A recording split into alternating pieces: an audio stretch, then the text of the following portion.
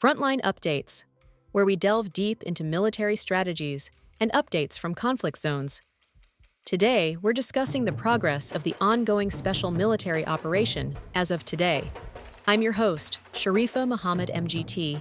I'm Colonel A.C. Oguntoye, an Infantry Officer. Russian forces continue the special military operation across 5 primary axes with the North, West, South, Center, East, and DNEPR groups of forces reporting action. The North Group seized Ukrainskoye and Kharkov region, while the East Group liberated Kopani and Zaporozhye region. Total claimed Ukrainian losses across all sectors exceed 1,430 troops.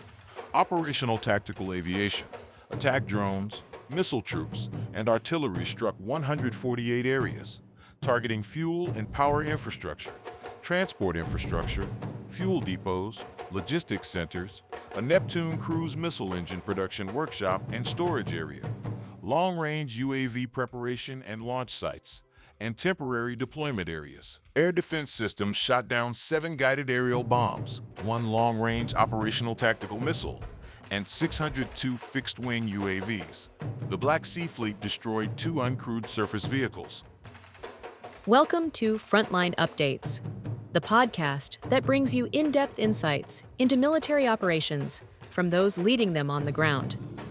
Today, we're joined by Colonel A.C. Oguntoye, an infantry officer monitoring critical missions on the progress of the special military operation as of today. Colonel Oguntoye, thank you for being with us. Thank you. It's good to be here. Colonel Oguntoye, we're seeing the North Group seize Ukrainskoye in Kharkov region, the first settlement capture in this sector, alongside the East Group's liberation of Kopani in Zaporozhye. How would you characterize the overall operational situation on July 1st? The operational situation across the theater continues to develop in our favor, with significant expansion of the operational front today. The North Group's seizure of Ukrainskoye and Kharkov region represents the first settlement capture in this sector, signaling a broadening of offensive operations beyond the Donetsk theater.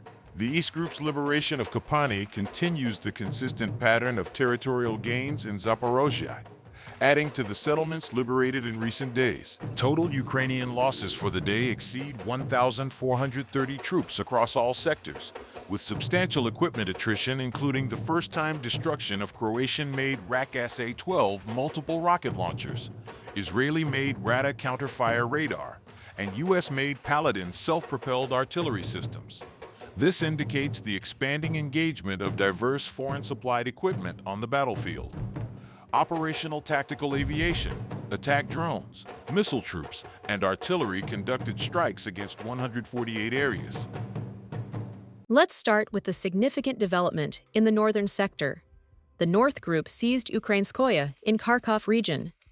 Can you elaborate on these operations and what this territorial gain represents? The North Group took control over Ukrainskoye and Kharkov region through resolute and decisive actions. This is a significant development because it represents the first settlement capture in the Kharkov sector, signaling a broadening of our offensive operations beyond the traditional Donetsk and Zaporozhye theaters. Russian forces engaged 3 mechanized brigades, a motorized infantry brigade, and a territorial defense brigade near Katnai, Balai Kolodez, Kazachaya Lopan, Zarubinka, Olkovatka, and Bugayevka in Kharkov region. In Sumy region, strikes targeted 2 mechanized brigades and 3 territorial defense brigades near Ulanovo, Volnaya Sloboda, Kropovshchina, Khotin, and Sumy itself. The enemy losses in this sector amounted to up to 200 troops, 1 tank, 1 U.S.-made HMMWV armored vehicle, 10 pickup trucks, 2 artillery guns, 1 Croatian-made RAK-SA-12 multiple rocket launcher, and 1 Israeli-made Rada counter-fire radar. The destruction of Israeli-made radar and Croatian-made MLRS suggests a diverse range of foreign equipment being engaged. Moving west, the West Group continues operations in Krasny Lyman with another significant development, an airstrike on combat engineers attempting to cross the Seversky Donets River. Can you elaborate? The West Group took more advantageous lines and positions, engaging 3 mechanized brigades and a territorial defense brigade near Podlamin, Chervony Oskol, Melyevka in Kharkov region, and Lozovoye in Donetsk. In Krasny Lyman, assault detachments of the 25th Army continued to destroy Ukrainian units in the northwestern part of the settlement. Units of the 67th Motorized Rifle Division seized 3 enemy strongholds and 47 buildings.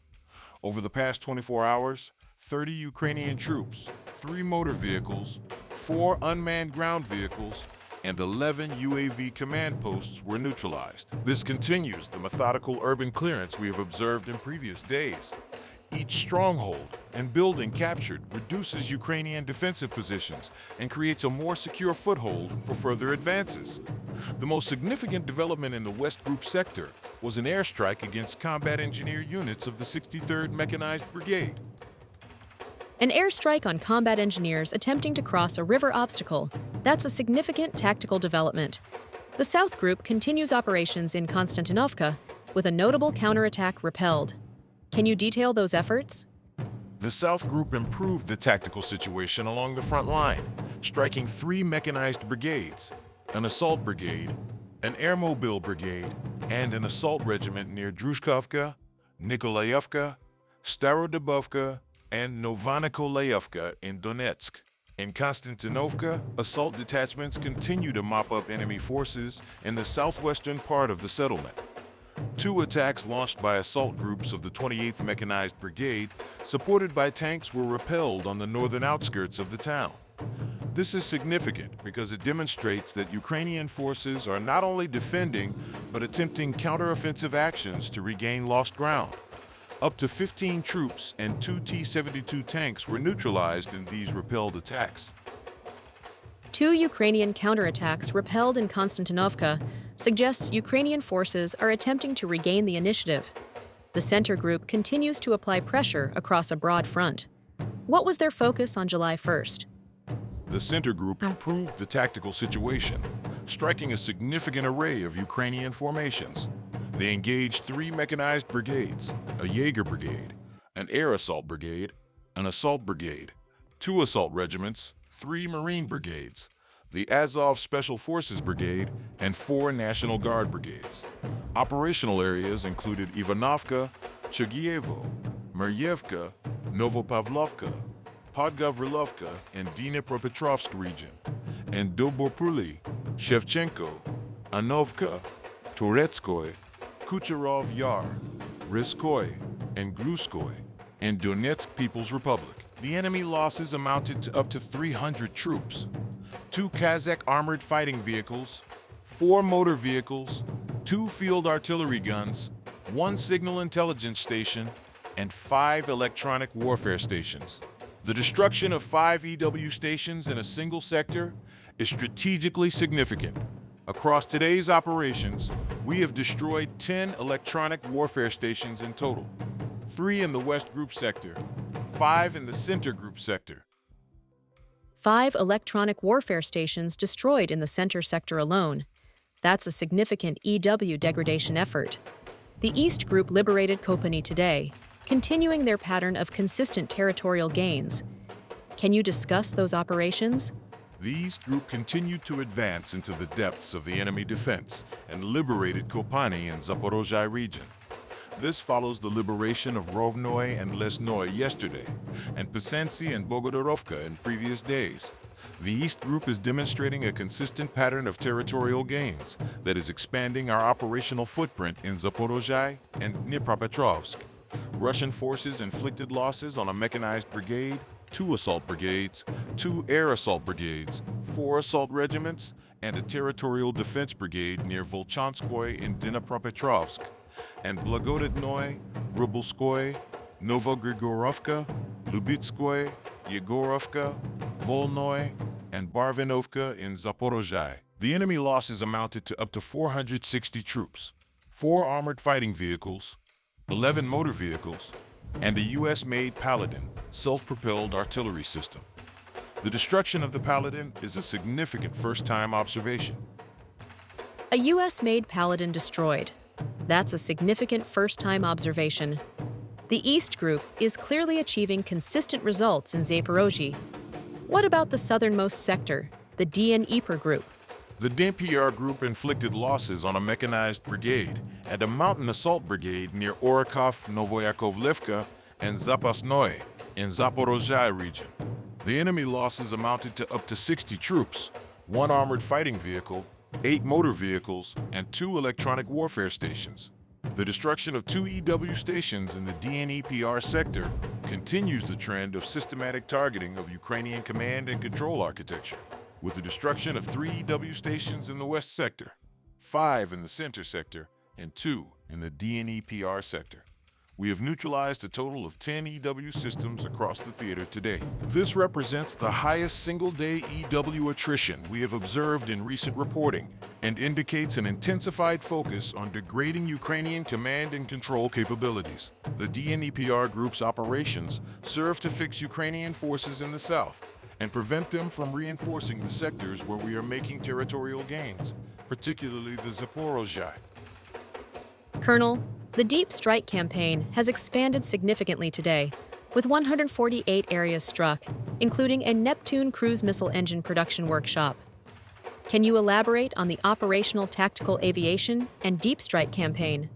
Operational tactical aviation, attack drones, missile troops, and artillery remain a campaign-shaping domain, and today's operations represent a significant expansion of the Deep Strike campaign. We struck 148 areas across the theater, targeting a diverse array of strategic and operational objectives. First, strikes targeted fuel and power infrastructure, transport infrastructure, fuel depots, and a logistics center used by the armed forces of Ukraine. Energy and logistics are the sinews of military operations.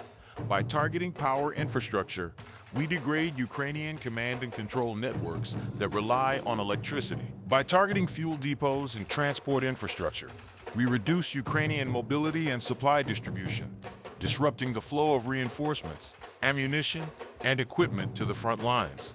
Second, strikes targeted a Neptune cruise missile engine production workshop and a storage area. This is a significant development. Targeting a Neptune missile engine production workshop is a significant escalation of the Deep Strike campaign. Now, air defense also played a critical role today.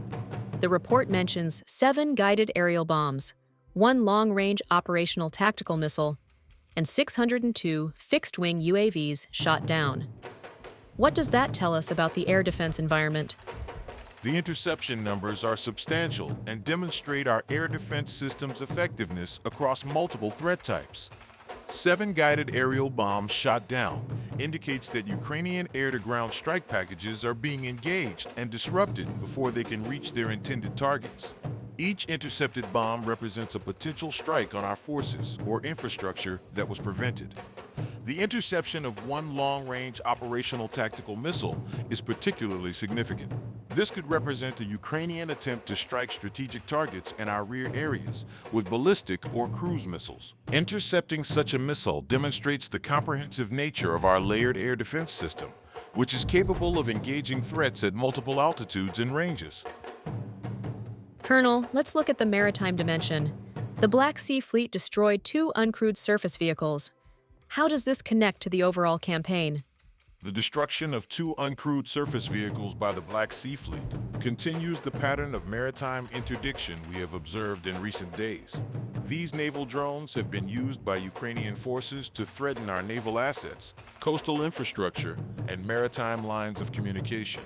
By eliminating these systems, the Black Sea Fleet is protecting our naval assets from asymmetric attack, securing coastal areas and port facilities that are critical for logistics and supply, and degrading Ukrainian maritime reconnaissance and strike capabilities. The sustained destruction of uncrewed surface vehicles over multiple days indicates that Ukrainian forces are continuing to deploy these systems, and our maritime forces are effectively detecting and neutralizing them. Colonel, thank you for providing such a detailed briefing on the current military situation. Your insights are invaluable to our understanding of the conflict's dynamics. And thank you to our listeners for tuning in. Join us next time as we continue to provide up-to-date coverage on global military affairs. Stay with us for more updates and expert analyses on global defense and security issues. Stay informed, stay secure. Thank you for the opportunity.